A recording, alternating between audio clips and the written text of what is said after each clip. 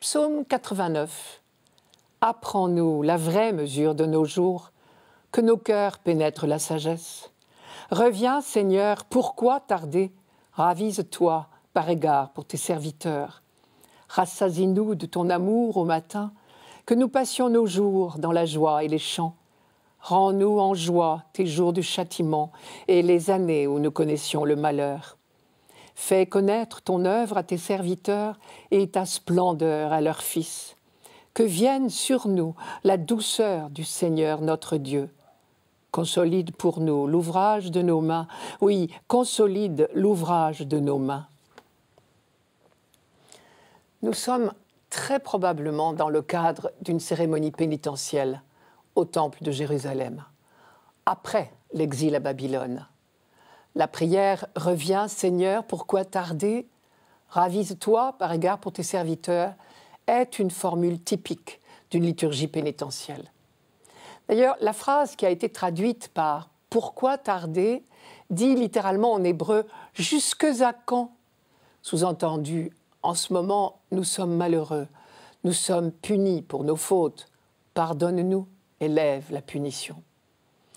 Deuxième indice qui va dans le même sens, le verset « Rends-nous en joie les jours de châtiment et les années où nous connaissions le malheur ».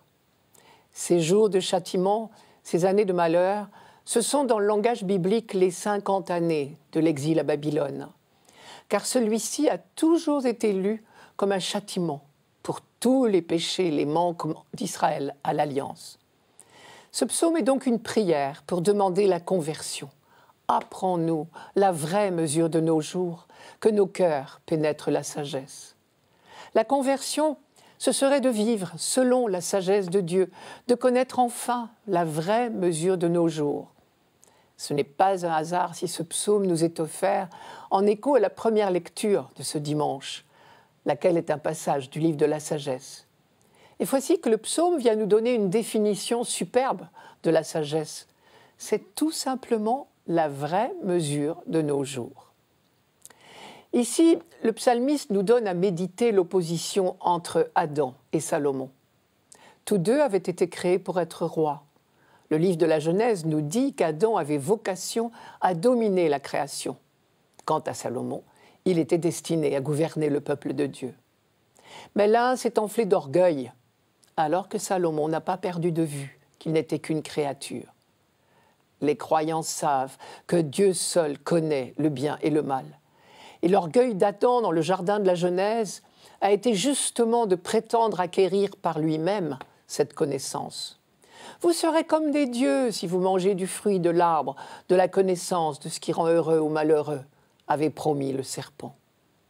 Salomon, au contraire, au début de son règne, savait que la sagesse n'est pas naturelle à l'homme, et il avait prié pour l'obtenir. Le livre de la sagesse nous rapporte cette prière de Salomon, je cite « Dieu des pères et Seigneur de miséricorde, donne-moi la sagesse qui partage ton trône. Vois, je suis un homme faible et dont la vie est brève, bien démuni dans l'intelligence du droit et des lois. Du reste, quelqu'un fût-il parfait parmi les fils des hommes, sans la sagesse qui vient de toi, il sera compté pour rien. » Voilà quelqu'un qui connaissait la vraie mesure de ses jours. Quelqu'un qui avait su reconnaître l'œuvre de Dieu, sa splendeur. Fais connaître ton œuvre à tes serviteurs et ta splendeur à tes fils, chante le psaume. Et c'est le secret de son bonheur. La vraie sagesse, c'est d'être à notre place, toute petite devant Dieu. Face à lui, nous ne sommes rien, rien qu'un peu de poussière dans sa main.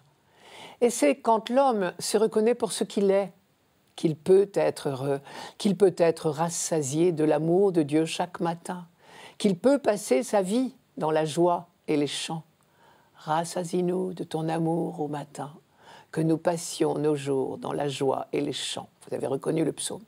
Car dans la Bible, la conscience de la petitesse de l'homme n'est jamais humiliante, puisqu'on est dans la main de Dieu. C'est une petitesse confiante, filiale, sûre de l'amour du Père. Le psalmiste qui a composé cette prière au retour de l'exil a dédié son psaume à Moïse. Effectivement, on imagine bien que Moïse a eu de nombreuses occasions de méditer sur le manque de sagesse de ce peuple qu'il conduisait sur la route du Sinaï.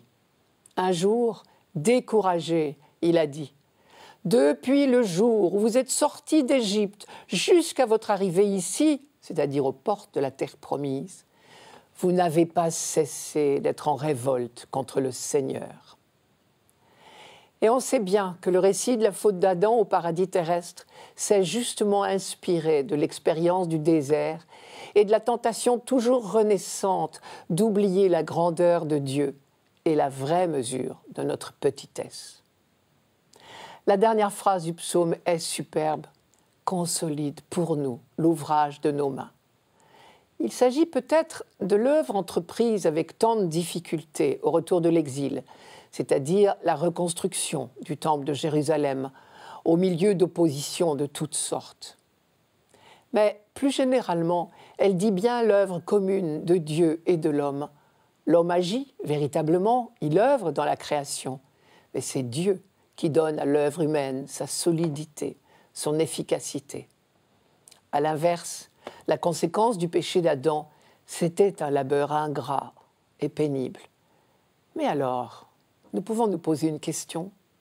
Chaque fois que nos efforts pour faire avancer le royaume nous paraissent trop pénibles, est-ce que ce ne serait pas tout simplement que nous avons oublié la vraie mesure de nos jours, comme dit le psaume, c'est-à-dire que nous avons oublié de remettre notre petitesse dans la main de Dieu?